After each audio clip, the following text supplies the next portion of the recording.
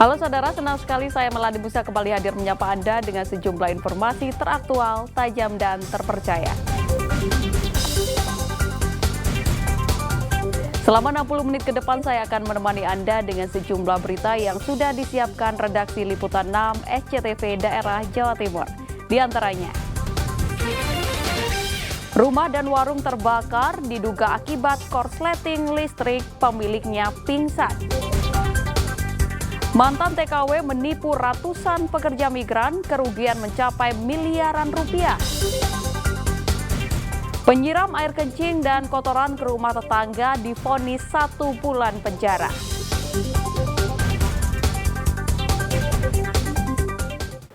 Kita ke informasi yang pertama, saudara. Rumah dan warung di Kabupaten Jombang ludes dilalap api. Kebakaran terjadi saat rumah ditinggal pergi pemiliknya. Begitu mengetahui rumahnya terbakar, pemilik rumah langsung pingsan. Rumah dan warung milik Pak Sutri Islahun dan Maya di Desa Peterongan, Kecamatan Peterongan, Kabupaten Jombang, ludes terbakar.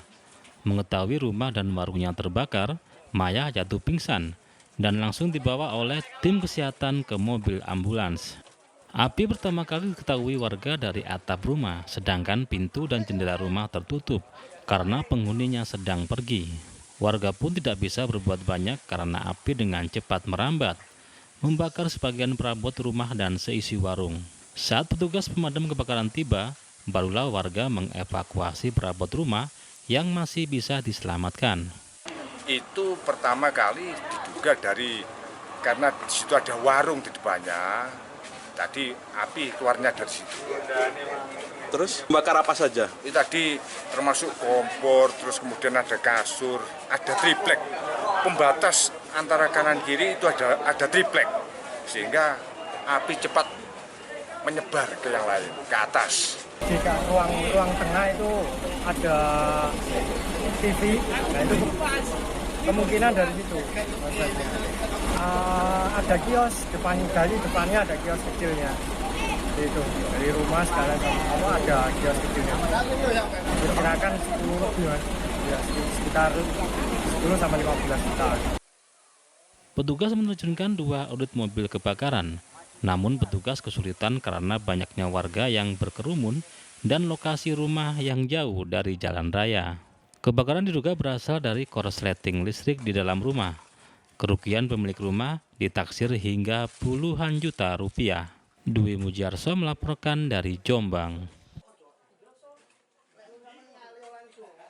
Saudara, diduga kurang waspada saat putar balik, mobil pribadi tertabrak truk pengangkut pasir di Kabupaten Jombang. Meski 2 penumpang hanya mengalami luka ringan, namun mobil mengalami rusak berat.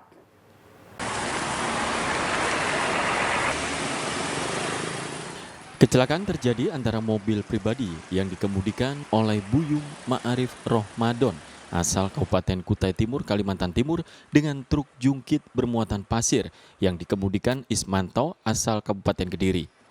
Akibat kecelakaan ini, istri pengemudi mobil dan anak balitanya harus dilarikan ke rumah sakit karena luka ringan. Namun, mobil Buyung mengalami rusak berat di bagian bodi samping, sedangkan truk jungkit hanya sedikit kerusakan di bemper depan. Kecelakaan terjadi di jalan arah Mojo Agung menuju Peterongan, Jombang. Saat itu, pengemudi mobil diduga kurang waspada saat putar balik. Di saat bersamaan, truk dari arah belakang tidak mampu mengerem dan akhirnya menabrak mobil. Brio nyalip, begitu nyalip kanan, tiba-tiba ngeriting nggak ada. Nah, damter kan nggak nguasai ngerem. Ya, aku nggak bisa nyalakan brionya, cuma menurut saya cara lalu lintas, ya saya mobilnya yang di depan ini. Coba saya sama lurus, insya Allah selamat. Berhubung langsung kanan, nggak sempat ngerem. Jaraknya jauh nggak Pak? Nggak jauh. Nggak. Mepet, ya kurang lebih ya 15 sampai 10, 12 lah.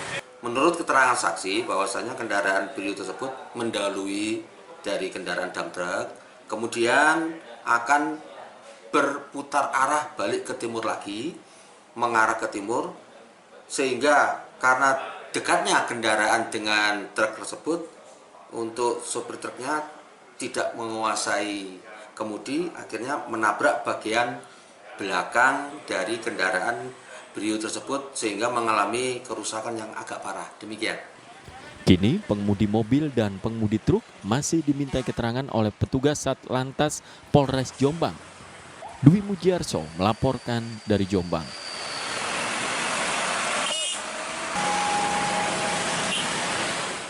Saudara, sebuah minibus di Madiun oleng dan menabrak pohon. Akibat peristiwa ini, 2 penumpang terluka hingga harus dibawa ke rumah sakit. Kecelakaan ini terjadi di Jalan Raya Madiun menuju Ponorogo, tepatnya di Kecamatan Geger, Selasa siang.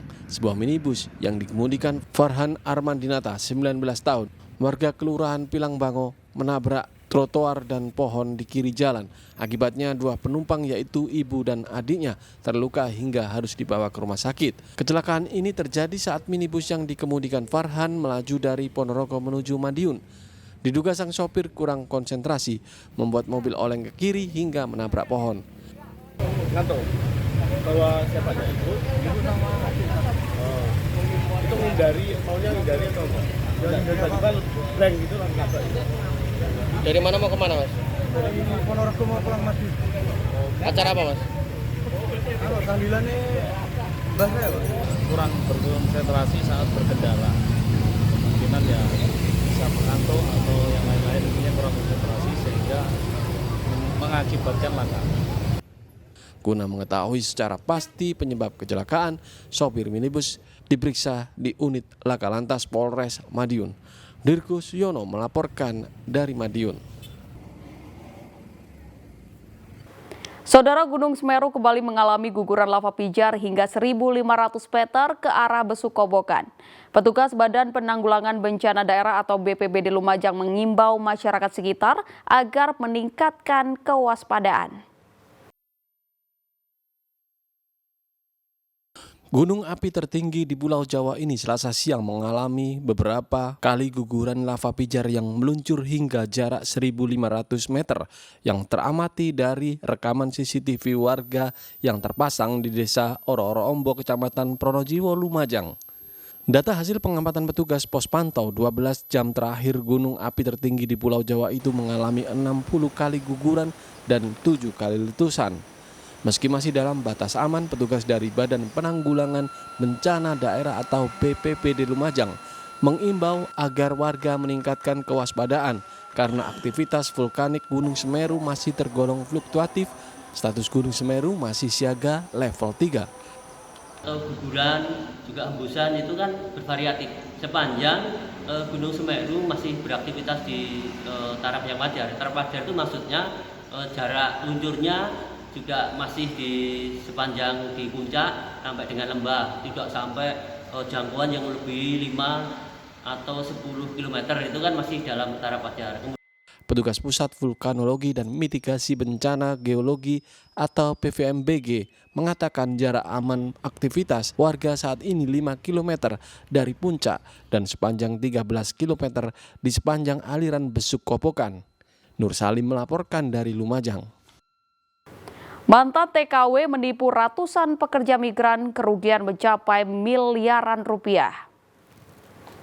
Selengkapnya usai jeda pariwara berikut.